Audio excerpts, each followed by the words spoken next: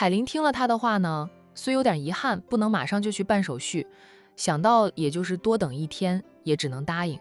他把2份签好了名的离婚协议书递给周红林，说道：“你看看啊，没什么问题，就签上你的名。”周红林接过了离婚协议书，除了他说的那几点，还有他承诺过离婚当天会把他手里的那些证据都给他毁掉，并保证他个人不会再报复他。周红林除了肉疼要分给海玲100多万，放弃儿子的抚养权之外呢，其他倒是没什么。不过转念一想，还能保住自己的前程，钱还能再赚的，也就忍下了割肉的痛。我会签的，周红林沉声说道，明天再见。海玲嗯了一声，周红林深深地看了他片刻，便拥着叶佳妮准备离开。走了2步，他又停下来，扭头问着海玲：“海玲啊，你能告诉我那些东西都是谁给你的吗？就能把他做过的事都调查得清清楚楚，有证有据的，太吓人了。”他只要想到海玲有这样一个人帮着他，他就心惊胆跳的。周红林一下子被威胁到，不仅仅是为了自己的前途着想，也是想到了海玲背后可能有靠山，他才会答应了海玲提出的离婚条件。这些很重要吗？我保证在我们办完离婚后续都还给你，复印件都不留。周红林见他不肯说，也无奈啊，再次拥着叶佳妮走了。没走多远呢，他接到老总的电话，不知道老总在电话里说了什么。他松开了叶佳妮，不知道和叶佳妮说了什么。海玲看到2个人是小跑到他们的车子前，很快就上车，开车离去。海玲站在原地看着周红林车子离去的方向，良久，才敛回了视线，就掏出手机打电话给妹妹。彤彤。海玲心情愉悦，说道：“我和周红林谈好了，他答应按照我的要求进行财产分割，该给我的他1分也少不了。洋洋的抚养权如果没有意外，我想也是归我的了。周红林答应我明天下午去办离婚手续。”姐，真的吗？那就好，能协商离婚，速度快啊。姐，你拿着那些证据去找他的。海彤嗯了一声，没有这些证据，他根本不可能妥协啊。说不定还会因为我心急离婚，要求我净身出户呢。那周红林无情起来也是很无情的。彤彤，你还在管城酒店吗？我刚才是去那里等着周红林的，我看到你的车子了。海彤请商太太母女俩吃饭，早就吃饱喝足的了，不过是还坐在一起话家常，主要是他说一些母亲的事，让商太太能了解一下妹妹为人妻为人母后的生活。故而此刻海彤还在酒店里。听了姐姐的话，海彤说道：“姐，你看到我的车子在，也不给我打电话，我下楼去接你，咱们一起吃饭呀。”海玲笑道：“姐吃过饭才来找周红林的，咱们姐妹俩以后多的是机会吃饭，先把周红林那个人渣踹开更重要一点。你和商太太去做了 DNA 鉴定？做了，过几天就能知道结果了。”海玲沉默了一下后说道：“知道结果又如何？我们的妈已经走了15年。”她没有再说下去，心里难受，想哭。跟周红林离婚，海玲没有再掉一滴泪，可想到母亲，海玲就忍不住想掉泪。海彤也沉默着。商太太也很难接受吧，找了几十年的妹妹，好不容易找到了，已是阴阳两隔。小飞说她昨天从你家里回去后就哭了1天，不吃也不喝，把小飞兄妹3人吓坏了。海玲的泪一下子滑落，她母亲到死都不知道亲姐姐不曾放弃过寻找她，母亲也没有等到姐妹重逢。彤彤，你好好陪陪商太太吧，我回去看洋洋了。海玲强忍着痛苦难受，叮嘱了妹妹一句，就赶紧挂了电话。然后呢，她忍不住蹲在地上，捂着脸哭。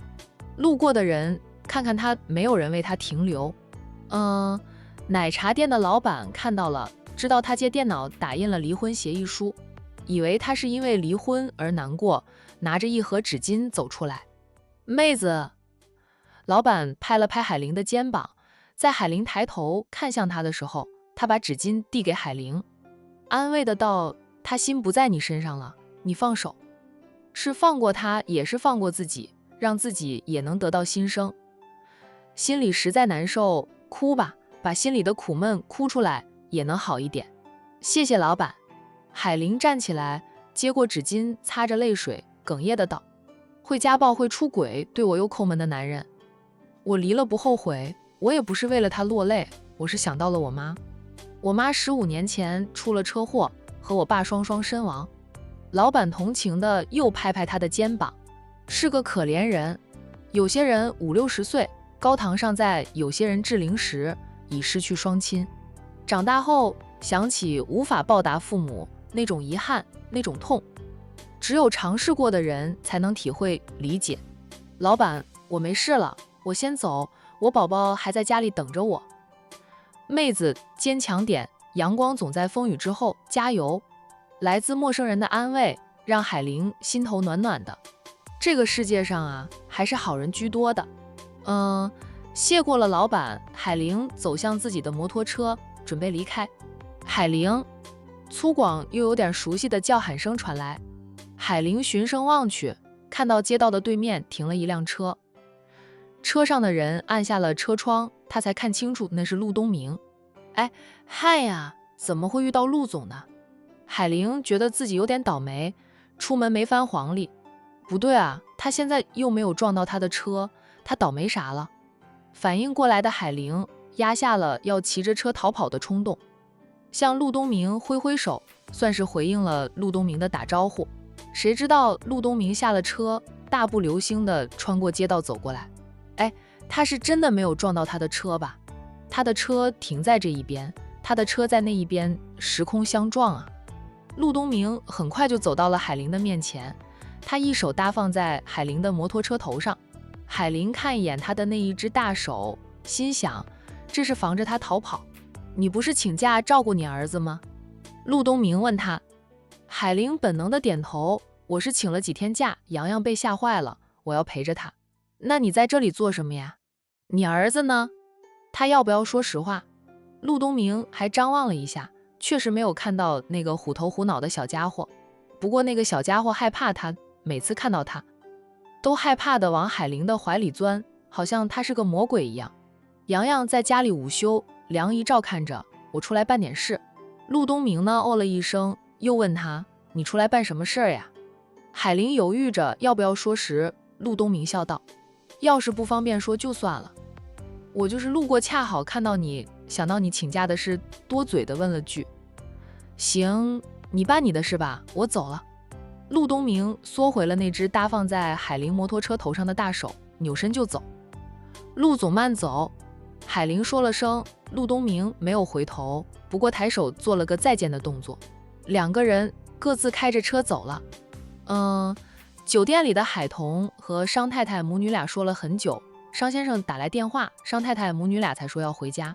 海童送着母女俩出酒店，目送着他们上车，开车离去，他才扭身朝自己的车子走去，却在转身之时看到一行人从酒店里出来，其中呢有2个人是他认识的，正是他家战印以及小叔子战一晨，另外一个他似乎见过身影，但长相没有印象。上次在游艺咖啡厅见过他和战印在一起的，他们应该是在招待客户吧，因为有好几个人是海童从来没有见过的。然后跟在他们后面的那些高大的黑衣男人，是保镖还是同样是战氏集团的职员？战印一开始没有看到妻子，是保镖先看到的，他们就负责给大少爷扫清障碍吗？一出来就习惯性四处张望，看看有没有可疑之人的，然后他们就看到了大少奶奶站在不远处，正看着他们大少爷呢。那保镖团们脑海里同时一片空白，个个想到的都是2个字，完了。大少奶奶看个正着，大少爷的身份要曝光了。大少爷，大少奶奶，迅速反应的人是阿七，他赶紧提醒着战印，然后他扭身就回到酒店里，他得避一避呀。大少奶奶记住了他的样子，他在大少奶奶的眼里就是个代价，要是跟着大少爷一起，大少奶奶就知道他撒了谎。阿七的话战印兄弟俩以及苏南都听到了。就那几位客户就没有听清楚阿七说什么。战逸晨在见到自家大嫂那一刻，就在心里腹诽着：大哥还说撞不上的，现在就撞上了。说话呀，还真的不能说得太满，容易被打脸。苏南本能地顿了顿脚步，刻意让战印走在前面，拉开点距离，怕等会儿会被台风尾扫到。战印反而是最镇定的那个，因为商太太母女俩不在啊。他还能表演表演。苏南、逸晨，你们先陪几位老总回公司，我过去和你大嫂说说话。战印低沉地吩咐了两人一句，便大步地走向海桐。保镖团自然不敢再跟着。战总这是遇到了认识的人啊。那几个老总惊奇地看着战印走向一个陌生的女人。战总不是不允许亲人以外的年轻女性出现在他3米以内吗？认识的。苏南笑着请着那几位老总走向他们的车子。见苏南没有多说的意思，那几位老总呢也识趣的不再问。彤彤，战印走到海桐的面前，先是伸出双手帮他理了理外套，关心的问他：你怎么在这里的呀？是知道我在这里和客户谈生意，特意过来等着我的吗？雨在中午的时候就停了，不过还是冷呢。海桐看到那一行西装革履的男人都上了车，一辆辆豪车开走，他笑问着：那些都是你公司的同事？我是请上阿姨和小飞来这里吃饭的，没想到会遇到你。战印看了看渐渐远去的几辆豪车，说道：是我公司的同事，今天见的几位客户都是大老总，我们公司很重视，所以来了很多同事陪同。商太太呢？商先生打电话给他，他就和小飞先走一步了。战印，我和商太太做了 DNA 鉴定，结果过几天就能出来。战印黑眸闪烁几下，面上的表情不变，温沉的道：等结果出来再说吧。那现在我们都当做什么事也没有。海桐叹口气，想当做什么事都没有，那是假的。我原本是担心小飞会怀疑我想攀富贵，现在却是复杂的很。我妈要是还活着该多好呀。战印伸手拥住他的肩膀，拥着他走向他的车子。虽然我丈母娘不在了，商太太要是你姨妈，你们能与她相认，也是一件喜事，那对商太太来说也是一个安慰。最怕的就是知道想找的亲人下落时，发现自己成了一家人中唯一活着的人，那种结果更痛苦。她丈母娘虽不在了，但留下了姐妹俩。商太太还能与2个外甥女相认，多少都能抚慰她寻妹的心。你这样说，我心里也好受点啊。你要坐我的车？怎么，我老婆不想送老公上班啊？战印把她塞上车后，先探入身子，在她的腮边镶了一个难得的用调侃的口吻说她。海桐笑道：行啊，你上车，我送你去上班。战印说道：我开车吧。他绕过车身，坐在驾驶座上，一边给自己系上安全带，一边问他：谁帮你看店？我关了店门。学生呢，这2天考期末试了，估计下周就要放寒假了。他们一放假，我们这些专赚学生钱的店铺就要关门，提前回家过年了。战印说道：你网店没那么快关门过年吧？没那么快，不过就算暂时不发货，我也还要忙呀，订单太多，我的货都不够，正好趁年假可以多编织点，年后把大家的订的货都发了。战印叮嘱：别太累，特别是这几天，你别久坐，容易伤腰啊。海桐想到自己老朋友来报道，坐久了是腰不舒服，心里暖暖的了一声。躲回酒店里的阿七呢，看到大少爷载着大少奶奶走了，他才敢从酒店里出来。刚才呼啦啦的一行人出来，海桐并没有留意到躲回到酒店里的阿七，也不知道身边这个关心他的，让他的寒冷来临时感受到温暖的男人就是个影帝。他就跟战印说道：刚才我姐打电话来，她和周红林谈好了离婚的条件。怎么样了？周红林名下的所有财产都与我姐对半分，房子车子。我姐没有分她的，不过她也要另外补偿一笔钱给我姐。洋洋的抚养权归我姐，她每个月支付洋洋3000元的抚养费。她的要求就是我姐要把那些不利于她的证据交给她，不能有所保留，并要我姐保证离婚后不再报复她。战印问姐是怎么说的，我姐说她都答应了，不过我姐只承诺她个人不会再对周红林进行报复。姐是给咱们俩留个动手的机会。海彤说道，我是很想让周红林失去工作，落得一无所有的，最好就是他娶了叶佳妮后，他就变得一无所有。都说贫贱夫妻百事衰，他没有钱了，他和叶佳妮还能像现在这么好吗？还有啊，他的父母姐姐都是极品，叶佳妮瞧着没有我姐这么好说话的，让他们闹起来，呵呵，那才过瘾。海彤就盼着扎姐夫一家倒大霉。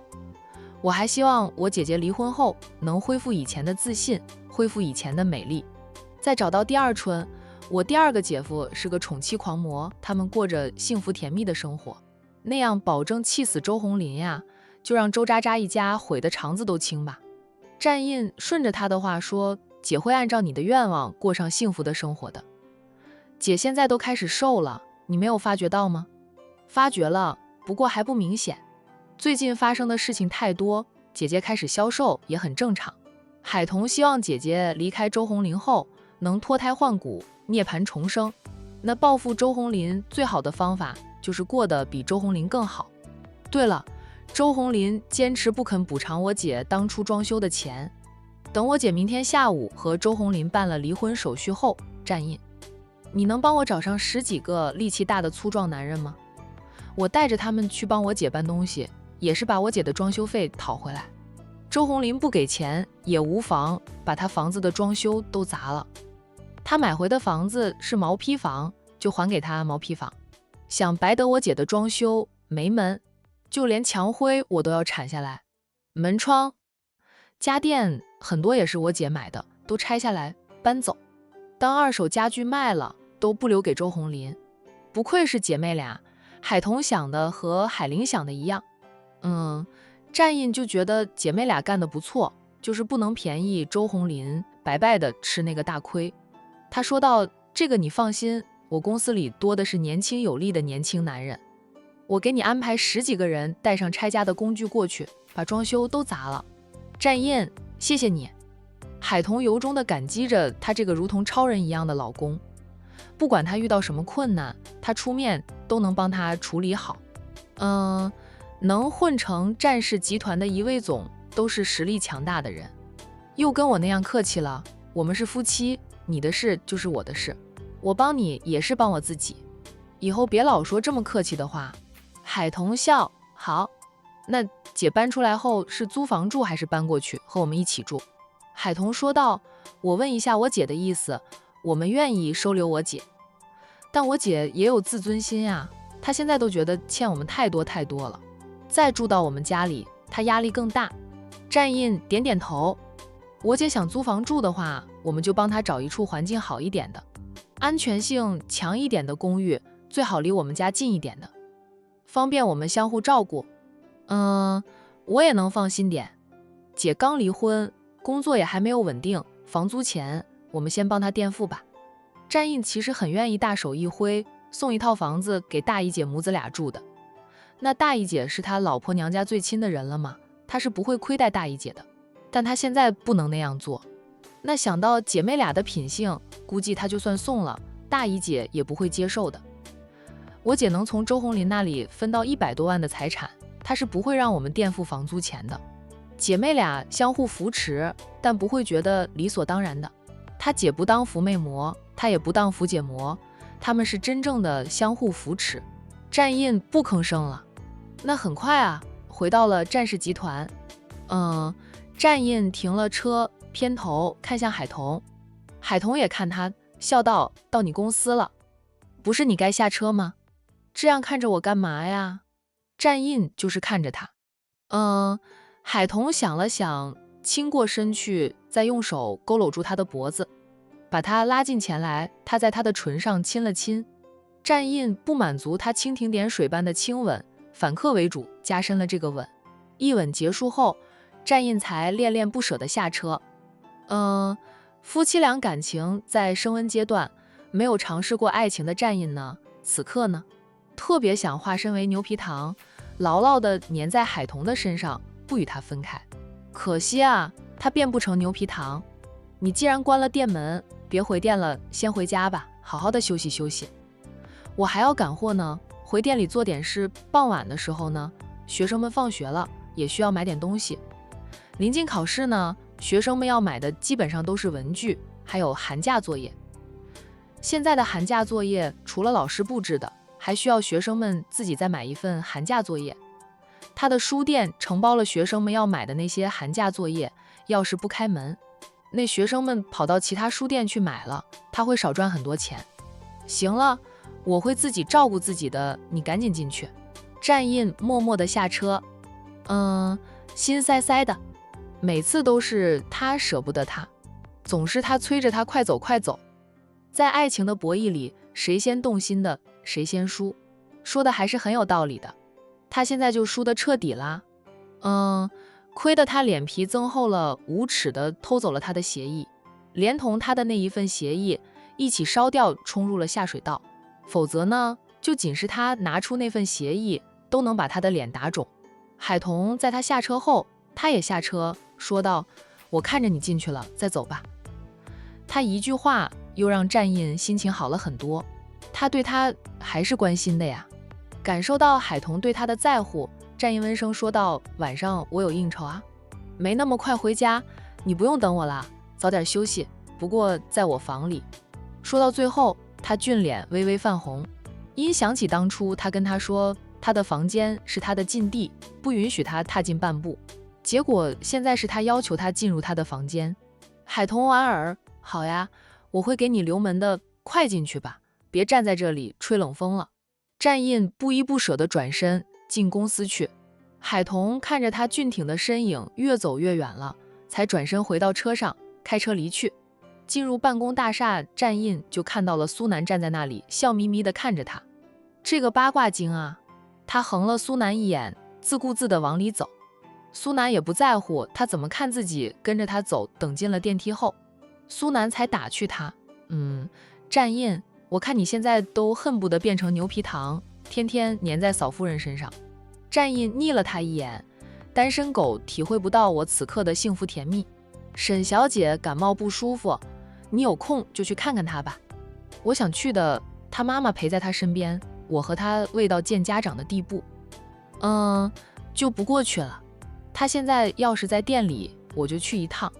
被好友的幸福刺激到了，苏南决定对沈小军展开追求，毕竟她是他第一个感兴趣的女孩子。沈小军那豁得出去的劲儿让他非常喜欢。战印，要不你帮我问问嫂夫人，沈小姐是否回店里了？苏南也是个行动派，有了想法就想行动起来。不能杀到沈家去看望沈小军，但可以去他的店里。战印不搭理他。苏南碰了碰他，说道：“喂，你帮我牵的红线我想行动了，你不支持我？”战印瞪他，没好气的道：“我老婆才开车离开，现在肯定还在路上。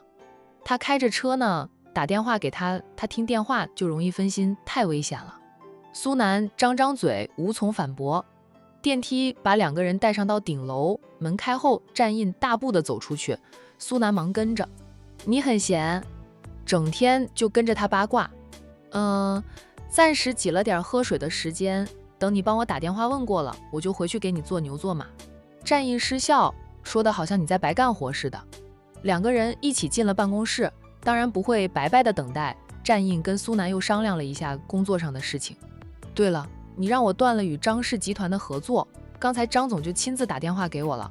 张氏集团那边就反应快，主要是切断合作的一方是战氏集团，在管城能与战氏集团合作的都是相当有实力的公司，属于双方共赢的。忽然间呢，战氏切断了业务往来，哪怕是各自旗下的子公司，也惊动了张总。张总不敢直接打电话给战印，就打给了苏南。你怎么说的？我能跟他说什么？总不能直白地告诉他相中的接班人跟你抢女人吧？这是你的私事引起的，你自己看着办吧，我让赵秘书给你几个时间跟张总见面。战印淡淡的道，年后再说吧。过2天我想出差。苏南愣了愣，怀疑自己听错了。你想出差？去哪里出差啊？哎，你舍得跟嫂夫人分开？你们俩的感情正处于上升期呢。战印沉默良久后说道，这件事告诉你也无妨哈，很快全城都会知道的。这就是有八卦了。身为八卦经的代表，苏南的2只耳朵马上就竖起来成了兔耳朵，笑眯眯地问，什么事？商太太一直在寻找的妹妹，极有可能是我的丈母娘。苏南，你有丈母娘吗？不，我是说，你丈母娘不是早就死了吗？我丈母娘是去世了10几年，难道不允许她还有个姐姐吗？苏南一噎，就商太太寻找妹妹的事，他们管成上流社会的人都知道。商无痕还曾经来找过少主帮忙，少主觉得线索太少，加上他是在战氏集团给战印当牛马的，商无痕却是战印的对手，他家少主最后拒绝了商无痕。如果你丈母娘是商太太要找的妹妹，那嫂夫人不就是商太太的外甥女了？你是商太太的外甥女婿，商小飞还爱你爱得死去活来的。苏南理顺了后，一拍大腿，笑道，哈哈哈，战印，我看你怎么收场。战印伸手就抄东西，不管抄到什么都往苏南身上砸去。滚！等我笑一会儿再滚。战印，你今晚回去就和嫂夫人坦白不就行了？